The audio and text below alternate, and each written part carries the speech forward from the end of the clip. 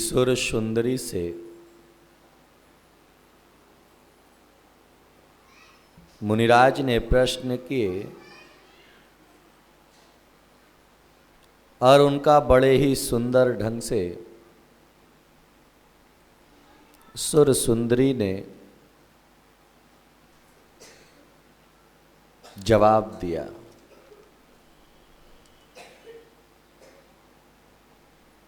मुनिराज बड़े प्रसन्न हुए क्योंकि संतों के दिल को जीतने के लिए वित्त की जरूरत नहीं होती। संतों के हृदय में स्थान पाने के लिए भक्तिमय चित्त की जरूरत होती है।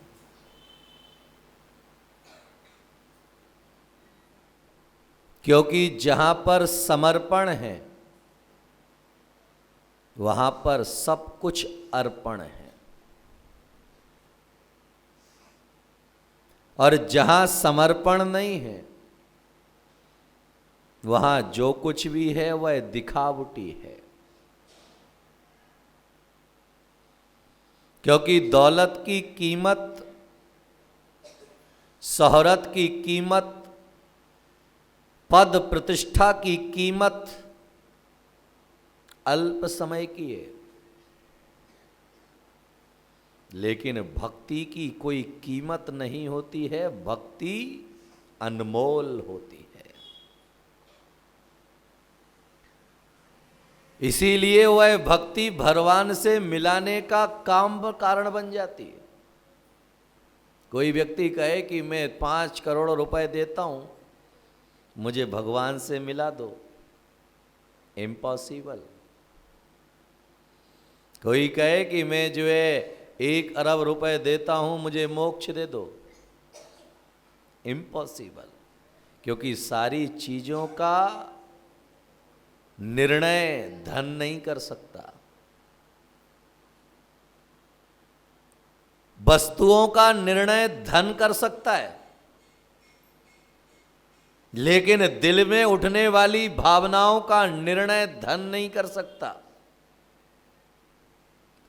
तो इसीलिए जो है चित्त का निर्मलता पैदा हुई। मुनिराज के मन में बड़ी प्रसन्नता हुई कि इस बालिका ने जो शिक्षा अध्ययन किया है वह शिक्षा अध्ययन में केवल शब्द नहीं है, इसके जीवन का आचरण भी निहित है।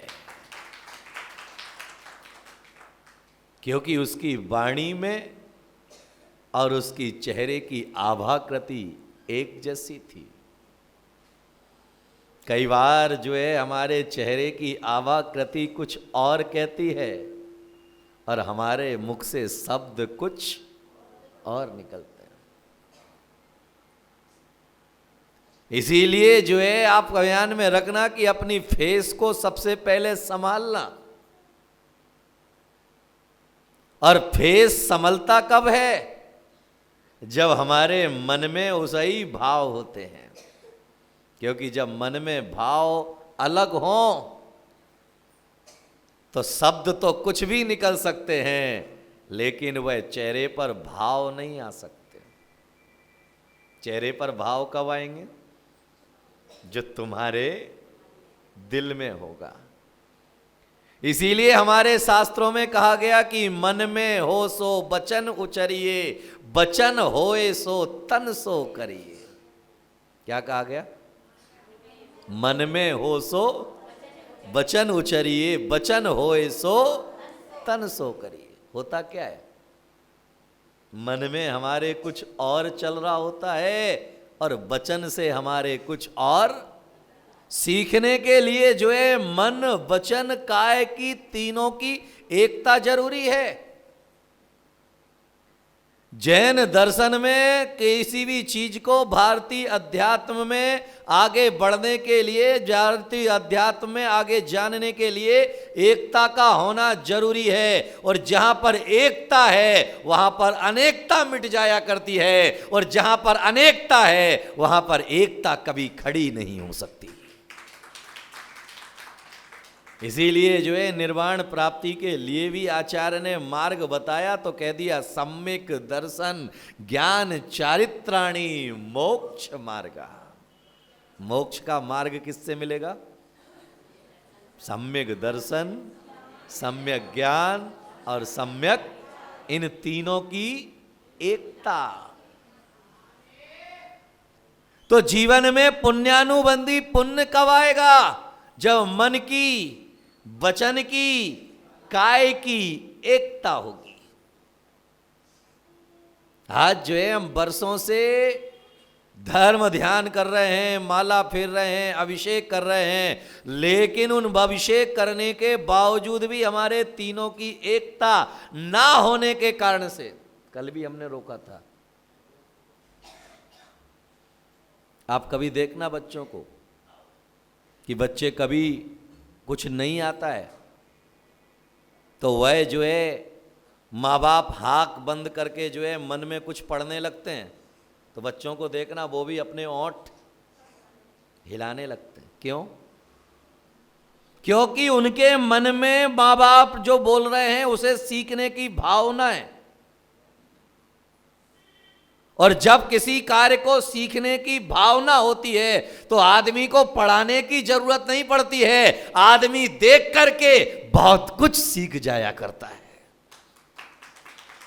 तीर्थंकर ऋषभदेव जब दीक्षा लेने के लिए गए तो दीक्षा लेने के लिए जब गए तो उनके साथ में 4000 राजाओं ने दीक्षा ली। कितने? उन 4000 राजाओं को वैराग्य का मतलब भी नहीं मालूम था। भरत चक्रवर्ती का पुत्र मारीची का जीव भी जो है अपने दादा के साथ में दीक्षा ले ली, जबकि उसे वैराग्य के बारे में कुछ भी जानकारी क्यों ले ली? क्योंकि वह अपने राजा के प्रति प्रेम रखते थे। देखा देखी नहीं, देखा देखी तो कुछ नहीं होता है, बाकी राजा भी ले लेते देखा देखी। अपने राजा के प्रति प्रेम रखते थे, इसलिए उन्होंने कहा कि जहां मेरा राजा वहां मैं। वह सही करे या गलत करे उससे मुझे कोई लेना देना नहीं है। इसीलिए तो कहा गया प्रेम अंधा होता है। सुनते हैं ना कई बार, अरे प्रेम केवल अंधा ही नहीं होता है, प्रेम बहरा भी होता है। इसीलिए तो उसका नाम प्रेम है। क्योंकि जब प्रेम पैदा होता है तो प्रेम पैदा होने के बाद दुनिया की वह सामने वाला कोई फिक्र नहीं करता। अरे वो तो छोड़ो, अपने माँ बाप की फिक्र नहीं करता वो, अपने परिवार की फिक्र नहीं करता वो, अपने समाज की फिक्र नहीं करता वो, क्योंकि वह सामने वाले व्यक्ति के प्रति पूर्ण रूपेण प्रेम से भरा हुआ है। और याद में रखना कि प्रेम की सबसे पहली शर्त होती है हारना। जीतने वाला प्रेम नहीं कर सकता। याद में रखना कि जो हारना जानता है वही प्रेम कर सकता है, जो जीतना चाहता है वह तो प्रतियोगी है। क्योंकि प्रतियोगी जीतना चाहता है लेकिन प्रेम हमेशा हारना चाहता है, और जो हारता है वही हार पहनता है। जो हारता है वही हार पहनता है, और जो कहता मैं किसी से हारूंगा नहीं, तो याद में रखना तू कभी जीतेगा भी नहीं। हारने वाला ही जीतता है। एक सज्जन मेरे पास में आए, बोले महाराज आपको दीक्षा लिए कितना टाइम हो गया? जी मैंने कहा भाई दीक्षा लिए मुझे 26 साल हो गए हैं। बोले आप ये बताओ कि इन 26 सालों में कौन कौन से ग्रंथ पढ़े और कितने ग्रंथ पढ़े? मैंने कहा जी इन 26 सालों में मैंने 25.5 ग्रंथ पढ़े।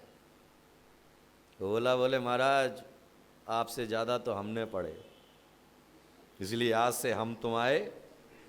ये देखो गुरु, हमने नहीं कहा, ये खुद ही बोल रहे हैं। क्योंकि गुरु बनने की भावना है। हर आदमी को गुरु बनने में बड़ा आनंद आता है, क्योंकि दूसरे को समझाने का आनंद ही अलग है। जब कोई व्यक्ति चौके में पड़गाने के लिए खड़ा हो और हमें बताने का मौका मिले तो आनंद ही अलग है। और जब खुद पे आती है, आगे से गीला पीछे से सूखा नहीं पीला, गुरु बनने में बड़ा आनंद है। लेकिन याद में रखिएगा, अच्छा गुरु वह नहीं होता है जो गुरु बनना चाहता है। अच्छा गुरु तो वही होता है जो शिष्य बनना चाहता है। क्योंकि बनना है, बनाना नहीं है। क्योंकि हम बनाना खाते खाते दूसरे को बनाने लग गए। क्या खाते खाते? किसी के यहां पर आहार होता है तो हार होने के बाद में क्या बटता है? बनाना। और बनाना के छिलके पर अगर पैर पड़ जाए, बनाना खाते खाते हम फिसलना ही तो सीखे, टिकना कहां सीखे।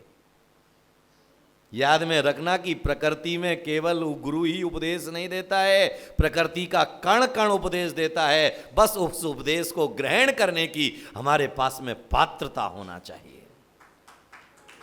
कहीं से भी उपदेश मिल सकता है, कहीं से भी जीवन का जीने का मार्ग मिल सकता है, बस उसे ग्रहण करने की हमारे पास में योग्यता होना चाहिए। और जब उसे ग्रहण करने की हमारे पास में योग्यता पैदा होती है तो एक छोटे से बच्चे से भी हम ज्ञान ले लेते हैं, वृक्षों से भी हम ज्ञान ले लिया करते हैं। इसीलिए जीवन के विज्ञान को समझना, बनना नहीं है, बनाना है। क्या नहीं करना है? बनना नहीं है, बनाना है। बनाना नहीं है, बनना है। बोले महाराज आपसे ज्यादा ग्रंथ तो हमने पढ़े हैं। तो मैंने कहा भैया कहना क्या चाहता है? बोले आपसे मैं शास्त्रार्थ करना चाहता हूं। मैंने कहा ये शास्त्रार्थ तो अंकलंग देव के समय होते थे, समंत्र भद्र आचार्य के समय होते थे। तू मेरे से अधने से प्राणी से शास्त्रार्थ क्यों करना चाहता है? ये तो बता, तेरी इच्छा क्या है? शास्त्रार्थ करने के पीछे कोई ना कोई वजह तो होना चाहिए। बोले हाँ महाराज वजह है ना, मैं आपको हराना चाहता हूं। क्या वजह है? क्या तमन्ना है? आपको हराना चाहता हूं। तो मैंने कहा तेरी केवल इतनी ही तमन्ना है? बोले हाँ महाराज इतनी ही तमन्ना है, मैं आपको हराना चाहता हूं। तो मैंने कहा तू मान ले मैं हार गया। बोले ऐसे कैसे मान ले? अरे मैंने कहा दिगंबर मुनि रास्ते में जा रहा हो और रास्ते में जाते हुए अगर कोई चींटी मिल जाती है तो वह चींटी का रास्ता नहीं बदलते हैं, अपना रास्ता बदल देते हैं। तो जब वह एक चींटी से हार सकते हैं तो तुझे 5 फुट के आदमी से हारने में क्या मनाई बुराई है? तेरी इच्छा केवल हराने की तो है ना, क्योंकि वह बनना चाहता है ज्ञानी, बनना चाहता है लोगों के साथ में पांडित्य। और याद में रखिएगा पांडित्य बनते बनते पाखंड में पहुंच गया। और याद में रखिएगा कि पांडित्य का पाखंड जब सर पर होता है तो शास्त्र शस्त्र बन जाया करते हैं, और जब पांडित्य का पाखंड नहीं होता है तो वह शास्त्र पथ प्रदर्शक बन जाया करते हैं। याद में रखना कि चक्कू दोनों काम करता है। सब्जी को सुधार करके तुम्हारे पेट भरने का काम भी करता है, फल को सुधार करके तुम्हारा पेट भरने का काम भी करता है। और वही चक्कू किसी के है तो एक ही ना, लेकिन उपयोग अलग अलग है। इसीलिए जीवन में ध्यान में रखना, कभी बनने की चेष्टा मत कर, बनाने की चेष्टा नहीं करना, बनने की चेष्टा करना। और जहां बनने का तुम्हारा भाव पैदा होगा, जहां बनने का तुम्हारा सोच पैदा होगा, वहीं से समझ लेना कि तुम्हारा रास्ता खुल गया है। अब बड़े प्रसन्न हुए गुरु महाराज। किसकी बात सुन के? किसकी बात? सुर सुंदरी की बातें सुन करके। तुम्हारी बात सुन के खुश कौन होता है?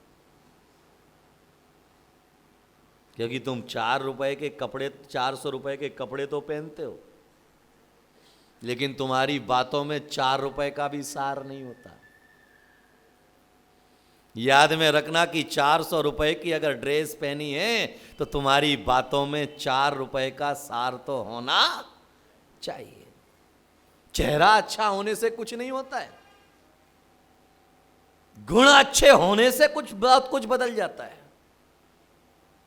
मैना सुंदरी का चेहरा भी अच्छा था और गुण भी अच्छे थे, तो उसकी मां से पूछा मुनिराज ने, इसका विवाह किसके साथ करोगी?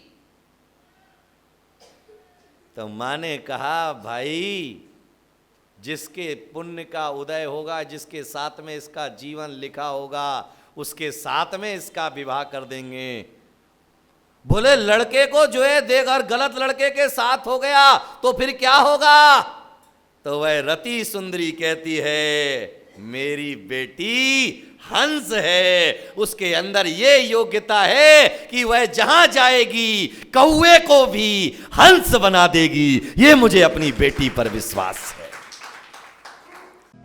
कार्यक्रम प्रस्तुति दिगंबर जैन जागरण युवा संघ रजिस्टर्ड मुंबई। केंद्रीय कार्यालय 305 रानी सती मार्ग, मलाड ईस्ट, मुंबई 97। दिल्ली कार्यालय D 319 गली नंबर 11, हृदयपुरी, शाहदरा, दिल्ली 93। अपने परिवार की ओर से मुनिश्री के कार्यक्रम का प्रसारण के लिए संपर्क करें 8826977903 9065330031।